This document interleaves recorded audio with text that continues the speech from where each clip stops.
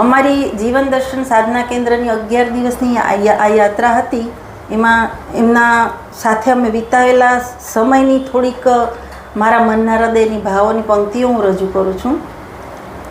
ઘણું ફર્યા ઘણું ભટક્યા, ઘણું ફર્યા ઘણું ભટક્યા, અંધારે અજવાળે રાહ સાંપડી NDSની, એના ઉપર જરાક ચાલીને તો જો.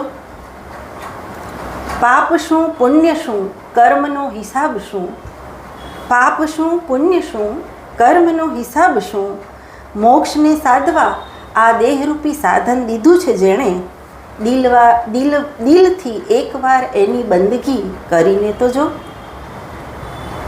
વિશ્વાસ શ્રદ્ધા સંયમ સમર્પણને સહારે, વિશ્વાસ શ્રદ્ધા સંયમ અને સમર્પણને સહારે, તપ સેવા સુમિરનની ધારે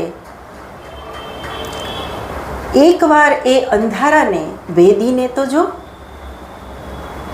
આવ્યા છીએ તો જવાનું તો નક્કી જ છે, આવ્યા છીએ તો જવાનું તો નક્કી જ છે. ઈર્ષા અહંકાર રોગ ભોગને છોડીને એકવાર NDSના પથ ઉપર ચાલીને તો જો. જીવનનો રાહ કઠિન છે પણ NDSનો રાહ ખૂબ સરળ છે. ભીતરે ઝળહળે છે જ્યોત ઝળહળતી, ભીતરે ઝળહળે છે જ્યોત ઝળહળતી, એ જ્યોતને ક્યારેક પ્રગટાવીને તો જો. Thank you. જીવન દર્શનમાં ખરેખર જીવનના દર્શન થયા એવું લાગ્યું. 11 દિવસ દર્શન થયા, ઘણી બ્રાહ્મણાઓ ભાંગી ગઈ. ખૂબ ખૂબ આભાર સાહેબ તમારો.